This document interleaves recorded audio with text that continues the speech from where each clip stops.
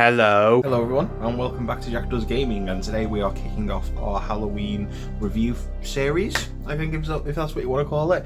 We're going to be starting with The Blair Witch. Now, The Blair Witch was a game that came out in 2019, and it was, much to my surprise, the first game by Bloober Team that I'd actually checked out, followed shortly by Layers of Fear. It's a fairly simple, straightforward walking simulator with a lot of the tropes that come with the Blair Witch franchise. Now, the original Blair Witch, which I think was 1999, is one of my favourite horror movies of all time. Skip the second one because I didn't like the look of it, just didn't scream Blair Witch to me. The 2016 one is one that Wes has constantly suggested that I watch, and it is on the cards because he said it was really good. And as a massive Blair Witch fan, I feel like I'm doing myself a disservice by not watching it.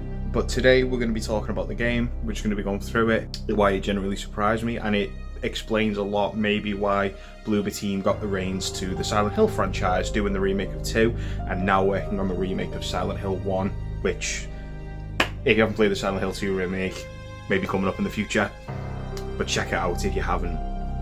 But with that being said, let's dive into the walking simulator horror world of Blair Witch.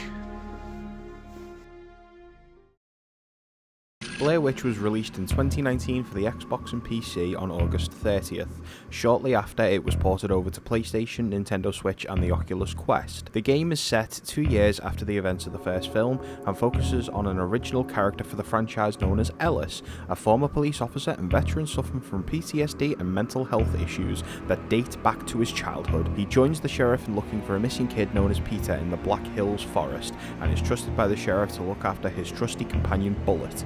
Upon entering the forest, we're giving a little insight into Ellis and his relationship with the others. His ex, Jess, is stuck on what to do with him, as during one of the flashbacks they have an argument and she leaves him, causing him to spiral further. The reason he joins the search for Peter is an integral plot point that I'm not going to spoil, as I feel like this game really does need to be experienced. To start off with, this game is gorgeous to look at. The level design in the semi-open world is stunning. The sound design too is really well done, aside from this one section where the water was super sloshy.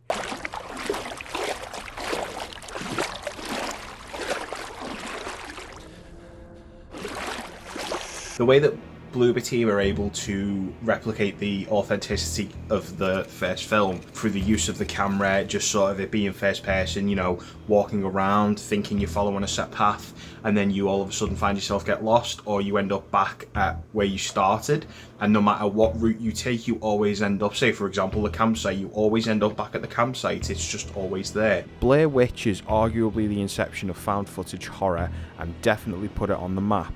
Behind Blair Witch, the likes of Wreck, Creep and the VHS franchise are some of my favourite uses of the subgenre.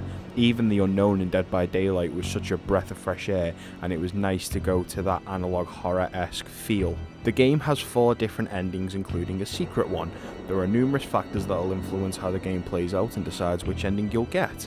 These all boil down to how you handle the relationship between Ellis and Bullet, answering or ignoring the walkie-talkie and phone, and dealing with the enemies and dealing with the totems that the villain, Carver, leaves out for you. These factors will shape Ellis's journey and will either bring you joy or break your heart.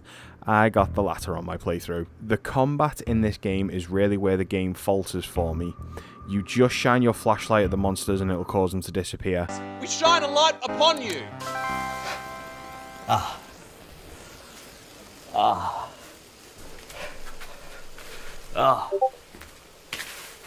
The light. But on the flip side though, Bullet is utilised here as an indicator as to where they're coming from. There's a big emphasis on the relationship with Ellis and Bullet, and it's very important to use him as best you can. Bullet can retrieve items out of reach for you, and you can also feed him biscuits from your backpack and strengthen the bond that you have with each other.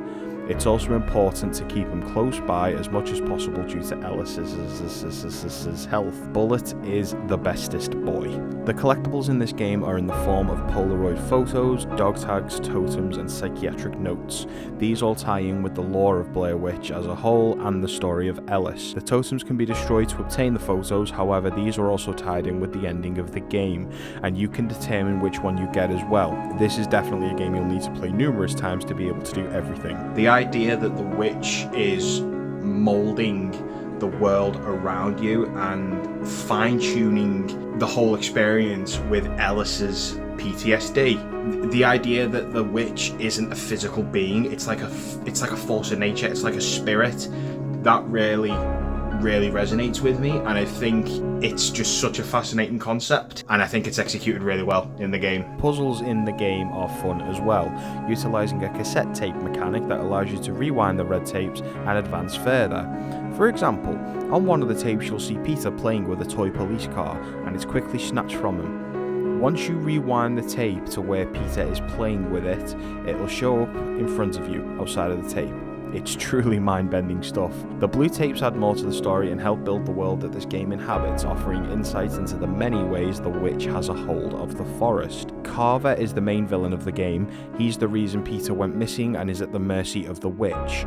He toys with Ellis and is constantly making him question whether he's feeling okay or if he's having a breakdown, and he knows exactly what buttons to push, and this includes hurting the dog. Notice how I keep coming back to Bullet? It's just because I love him so much. Carver is one of the coldest villains I think I've ever seen in any game, and I really like what he represents. He's everything that Ellis does not want to be and preys on anyone who may wander too far into the forest. It doesn't take long for things to start going wrong in the forest, and I'd like to think that because of how fractured Ellis is, the witch plays on it, and it makes him more susceptible to the powers that the witch has. The way that the witch tailors each person who's in the woods, it's almost like they're in different realities because they're all seeing different things. It's very much like Silent Hill in that regard. I really would love for anyone who's not checked this game out to check this game out.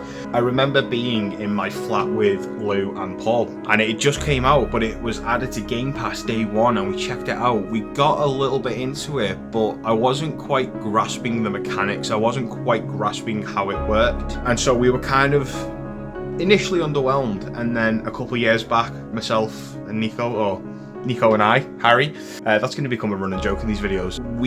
It was one of the first times me and him properly hung out, and I stayed at his for the weekend. We played through Blair Witch, and I absolutely loved it because I kind of had a grasp of the concept of what you needed to do a bit more, but he absolutely hated it. Absolutely hated it, and that was really funny. Just walking around, taking everything in and wondering what's real and what isn't was truly what made the game fascinating for me. It plays with your mind in a way that I feel like only Blair Witch could do. The segment in the house towards the end of the game was a mixed bag for me. It was nerve-wracking the first time I played it, but then when I revisited it for the video, I found it to be longer than it should have been. It doesn't necessarily do anything new and inventive. You just retread old ground and can find yourself getting easily confused by the layout, and can step ass backwards into Carver, resulting in an immediate death. The second half of the game is really where the meat and potatoes lie though, and you can use everything that you've learned to survive. The stealth section with all the creatures standing there still gets me to this day, and I think this is why the section in the house didn't hit as hard as it should have. I do think that if you find these kind of games boring, it may not be something you'll enjoy, as walking simulators are a tricky genre to get into and get right. Walking simulators are generally hard to get right because you don't want to have them be too boring, you don't want them to be too energetic. You've got to find a nice balance, and I do think Blair Witch finds a nice balance. The forest is one of my favourite horror locations for games and movies to use as a location for something to be set in. Most recently I thought that 2025's Wolfman really captured an authentic feel to the forest, and the same goes for Blair Witch. It's claustrophobic, airy, and more importantly it's bleak and unforgiving. The creaking of the trees and the howls of the wind made it an unforgettable experience. I went out for a walk during planning of this video and managed to get some footage just to use for the outro. It gave me some ideas for future videos that I can't wait to put into practice, not just for horror games but for my reviews in general. So if this is something that you'd love to see included, let me know in the comments down below. I genuinely think they knocked it out of the park with this one, and as mentioned earlier on, I can see why they got the reins to the Silent Hill franchise for the remakes. And Layers of Fear was another one that Bloober Team did that really knocked it out of the park. Blair Witch is a good time. It's a really good time, and I really recommend that you go check it out if walking sims are your kind of thing. If you have played Blair Witch, then what did you think about it? Did you love it? Did you hate it? Sound off below, let me know. And in our next video, myself and Lee and I, that one's for you Harry, we're going to be checking out The Suffering. So that's an exciting one. I'm really looking forward to cracking on with it.